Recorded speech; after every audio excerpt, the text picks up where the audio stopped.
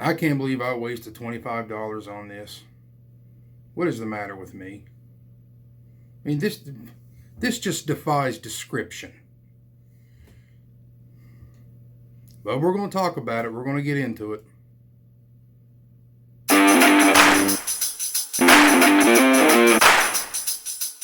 What's up, everybody? John here from What's Johnny Watching, your place for physical media reviews and collecting. And today, I'm going to get into this 4K release of Killer Goats. Now, before watching this, I knew nothing about this film other than the fact that it was funded primarily through Kickstarter and it was promoted heavily on social media. So I thought to myself, all right, I'll give it a chance. I'll give it a shot. And it comes with this really cool looking steelbook. So about 3 minutes into the film, I knew that this was a mistake. They labeled this as a throwback to 80s slasher flicks. And the 80s slasher flicks that I remember made way more sense than what I had just saw. And I saw this film twice. I was trying to find some redeeming quality in it, and I couldn't. Well, there was a couple of things, but I'll get into that a little bit later. But the story centers around 3 girls, one of whom is gifted a house from her father as a graduation present. Now, the house was owned by the Tuck family, and for some reason, they went nuts and insane and started killing people, and people went missing, and the house just lay vacant for decades. So this girl's father purchased this house with the hopes of keeping this girl around so she can be closer to the family after she graduated, which she's not. She says she's not going to hang around. So her friends show up and they decide to have a girls' night where they just, drink and eat cheese and watch scary movies. And then things spiral out of control. The main villain in this is called Goatface, and this takes place in a town called West Craven. I can't even make this up.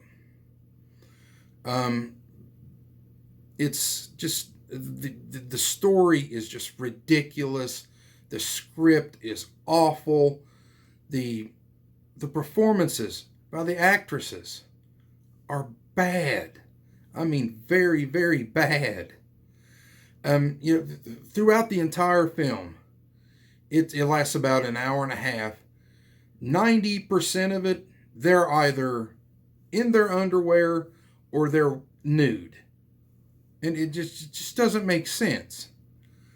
The kills that are supposed to be on screen are all practical. They brag about this. It's practical, not CGI. It's they're not good. You don't see that much. Yes, there's a lot of blood, but during the kills, they're not focused on the wounds themselves. They're focused on the other parts of the body. And they stick with these shots for longer than it is needed to. It's just, I'm trying to find something where it's like, try to find this film's saving grace, and I can't find it. It's not to be found. Even the music is not good. The score is not good. I'm at a loss for words here.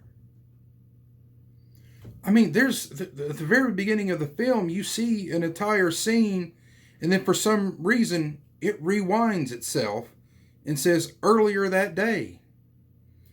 When it's clear that this couldn't have happened earlier in the day because that particular death is central to the end of the movie. And it hasn't happened yet. It just, I don't know who's in charge of the editing I guess I'll just blame the director for this one. Now, there are a couple of things that are pretty good about this film, and it's at the very end. I mean, there's a blooper reel, which is decent, but you know, we've all seen better. But I mean, then as soon as the blooper reel is over, you get the end credit rolls, and it's nothing but just one topless girl just walking around, prancing on a beach.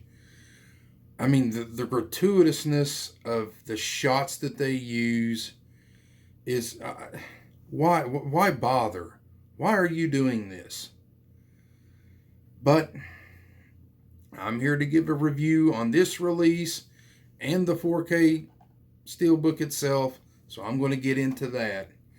And upon opening it, you get the 4K disc itself, and you get the Blu-ray disc. But they say that the Blu-ray disc is the unrated version. Well, I saw both versions, and they were both exactly the same thing. Now, I didn't notice any additional cuts or added scenes. They both look like they ran the same 97-minute length. So that's that. You do get nice artwork on the inside, where you get the silhouette of Goat Face and one of the friends. I believe her name's Missy. As for special features, there are none. I mean, literally, no special features, none whatsoever. You get, on the menu screen, you get play, you get chapters, and you get setup, and that's it. There's only one audio track on this, and it is like a Dolby Digital 5.1, which that's not bad. The audio track is not bad, and the use of the HDR is pretty good. Aside from that, this is a complete mess. There's no saving this. So my final thoughts on this release: it's not good. I don't know why I wasted my money on this. I know why I wasted mine, because for the Steelbook. This is a pretty good looking Steelbook. Aside from that, this is just bad. It is so bad.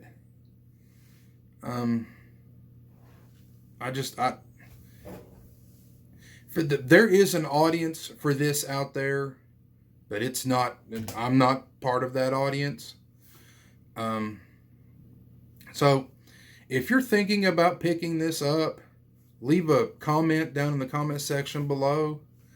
And if you like what you saw, give a like, hit that subscribe button, and hit that notification bell. And until next time, see you later.